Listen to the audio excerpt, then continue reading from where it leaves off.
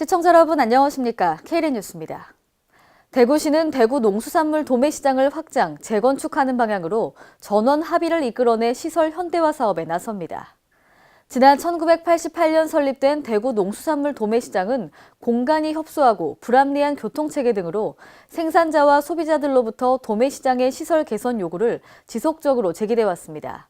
시는 해결책을 찾기 위해 지난해 3월부터 경제부시장을 위원장으로 유통 종사자와 관련 전문가 등 총 22명으로 구성된 도매시장 시설 현대화 추진 협의회를 운영했습니다. 이번 시설 현대화 사업의 방향은 오는 2023년 완공을 목표로 총 사업비 750억 원을 투입해 안전에 문제가 없는 시설물은 존치하고 불합리한 시설물을 재배치합니다. 전북 임실군 의회가 지난 16일 폐회했습니다. 임실군 의사상자 등 예우 및 지원에 관한 조례안 등 15건의 조례안이 의결됐는데요. 이 밖에도 지하수 관리에 관한 조례안 등 주민과 밀접하게 연계된 조례안들이 의결됐습니다. 김경모 기자입니다. 전북 임실군 의회가 16일 제278회 임시회를 끝으로 11일간의 일정을 마무리했습니다. 이날 본회의에서는 2018년도 추가 경정 및 특별회계 세입 세출 예산안을 승인하고 임실군 의사상자 등 예우 및 지원에 관한 조례안 등 15건의 조례안을 의결했습니다. 추가 경정 및 수정 1차 예산 심사 결과 올해 예산 규모는 수정 예산을 포함한 3,858억 8,600만 원으로 당초 예산보다 184억 4,200만 원이 증액 편성되었습니다. 예산결산특별위원회는 심사 결과 발표를 마친 후 2월 예산을 최소화시켜 예산이 사장되는 일이 없도록 해달라고 집행부에 당부했습니다. KLN 김경모입니다. 증평구는 오늘 증평체육관에서 제38회 장애인의 날 기념 행사를 개최했습니다. 이번 행사는 지역 장애인의 상호 친선 교류와 화합의 장을 제공하고 장애인에 대한 이해도를 높여 더불어 살아가는 사회 분위기를 조성하기 위해 마련됐습니다. 일부 행사에서는 기념식과 유공자에 대한 표창이 전달됐습니다. 이어 2부 행사에서는 참석한 장애인들 모두 함께 어울려 흥겨운 시간을 보내는 축제 한마당이 진행됐습니다. 이날 기념사에서 홍성열 군수는 장애인 인권과 복지 증진을 위해 계속해서 관심을 가져주시기 바란다고 축하 인사를 전했습니다. 전북 익산시 영등동 국가산단 내 폐기물 처리를 놓고 정부와 익산시가 책임 떠넘기기에 나섰습니다. 논란이 되고 있는 익산 영등동 국가산단은 4,200톤가량의 폐기물이 방치돼 환경오염을 부추기고 있는데요. 홍재희 기자입니다. 도심 한가운데 방치돼 폐기물로 논란이 되자 전북 익산시는 이달 9일까지 폐기물을 처리토록 조치하겠다고 했지만 익산시와 정부는 피풍행정으로 일관하고 있습니다. 익산시는 여전히 영등동 국가산업단지에 쌓인 수천 톤의 폐기물 처리 주체가 산업통상자원부에 있고 시는 제3자의 위치라는 입장입니다. 더욱이 이곳은 오는 10월 개최될 전국체전 숙소로 활용될 호텔에 건립되고 있는 곳 옆이어서 시민들은 익산을 방문하는 관광객들에게 비춰질 이미지를 우려하고 있습니다.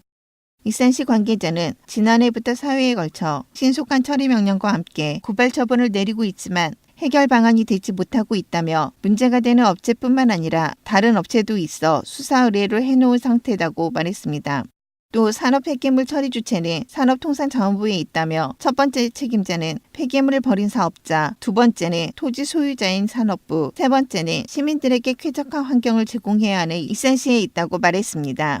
이에 대해 산업부 관계자는 폐기물관리법에 보면 첫 번째가 폐기물 배출업자, 두 번째는 환경부와 지자체에 있다며 현재 업자가 무단으로 건물을 점유하고 있어 폐기물이 처리된 후 산업부에서 건물 철거에 대해 논의될 것 같다고 말했습니다. 폐기물 관리법을 보시면 폐기물 어떤 배출 및 처리 상황을 파악하고 관리해야 되는 거는 폐기물에 대해서 되집행을 할 수 있는 거는 환경부 장관과 시도구청장이거든요. 익산시 관계자는 국가산단이 익산시에 위치하고 있어 익산시도 완전히 책임이 없다고는 말할 수 없지만 기업을 관리하지 못한 정부 책임이 크다며 시에서는 시 역할에 맞게 축구 명령을 내려 처리하겠다고 말했습니다. KLN 홍재희입니다. 송하진 전북도지사는 17일 도청에서 2018년 상반기 예비 사회적 기업으로 선정된 8개 기업에 지정서를 전달했습니다. 이번에 선정된 예비 사회적 기업은 전주시 전통예술원 모학과 익산시 주식회사 세진실업, 익산시 익산청년드림 협동조합 등입니다. 전북도는 지정된 기업의 신규 고용 인원에 대한 인건비와 사업 개발비, 경영 컨설팅 등을 지원합니다. 현재 도내에는 신규 지정 8개소를 포함해 예비 사회적 기업이 59개소, 인증 사회적 기업이 120개소 등 총 179개소가 운영되고 있습니다. 전북 지역에서 남원시가 가장 많은 문화재를 보유하고 있지만 관리할 공간이 없어 타 지역 박물관에서 분산 관리되고 있는 실정인데요. 전예은 기자가 취재했습니다. 전북 남원시는 도내에서 가장 많은 문화재를 보유하고 있으나 이를 보존, 관리할 시설이 없어 정작 중요한 것들은 다른 지역에 맡기고 있습니다.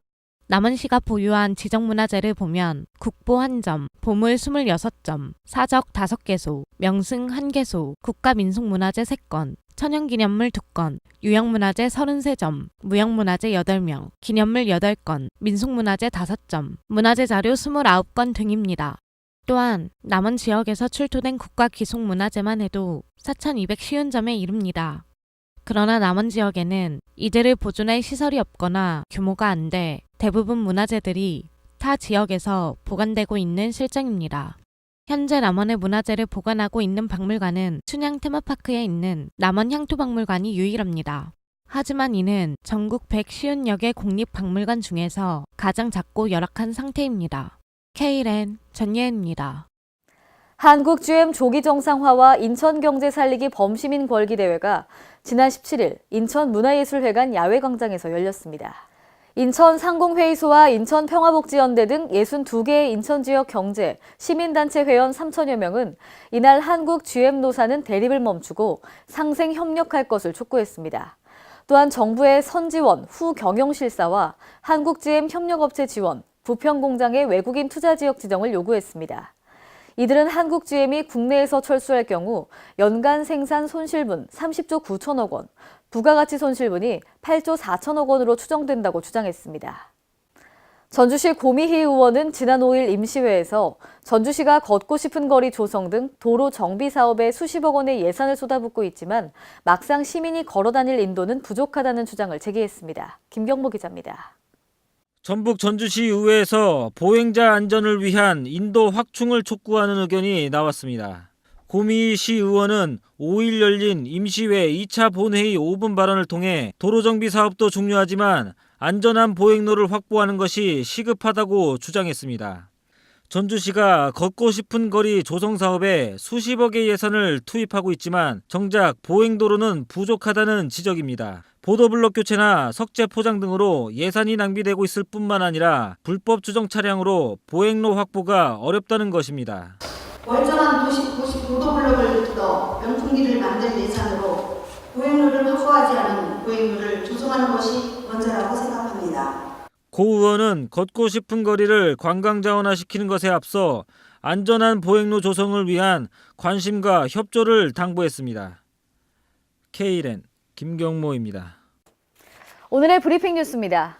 세종시는 치매 어르신들의 가출이나 실종 등을 대비하기 위해 어르신들에게 위치 추적 단말기를 무료로 보급하고 있습니다. 지난해 10월부터 실종된 어르신의 위치와 이동 경로를 실시간으로 알려주는 GPS 단말기를 보급하기 시작해 현재 사업 시행 6개월 만에 66대를 지원했는데요. 이에 따라 치매 어르신 가족들은 단말기를 통해 평소 어르신 실종에 대한 불안감을 덜고요. 사고 시 신속하게 대응할 수 있게 됐습니다. 대구시가 한국말이 서툴고 어려운 외국인 주민과 결혼 이민자의 의사소통 지원을 위해 13개국 언어의 통역을 제공키로 했습니다. 이에 따라 대구시는 언어 의사소통이 제대로 되지 못할 경우 사회관계에서 갈등의 유발 요인이 될 수 있다고 판단해 올해부터 통역풀 사업을 운영하는데요. 통역풀은 지역사회 내 거주하는 외국인이나 외국인 주민 등을 위해 병원과 관공서 등 비영리 목적으로 통역이 필요한 경우에 가능합니다. 전북 군산 지역에서 생산된 소형 양배추가 일본 수출길에 오릅니다. 오늘 군산시 농업기술센터에 따르면 양배추 재배단지에서 생산된 소형 양배추를 일본으로 매월 40톤씩 수출할 예정으로 내년부터는 연간 2,000톤까지 수출을 추진할 계획이라고 밝혔는데요. 올해 일본에 수출되는 양배추는 일반 양배추 무게의 2분의 1 정도인 1kg 내외의 소형으로 당도가 높은 생식용이고요. 일본 현지 시식회를 통해서 우수성을 인정받아 선발된 품종입니다. 이상으로 K랜 뉴스를 마칩니다. 시청해주신 여러분 고맙습니다.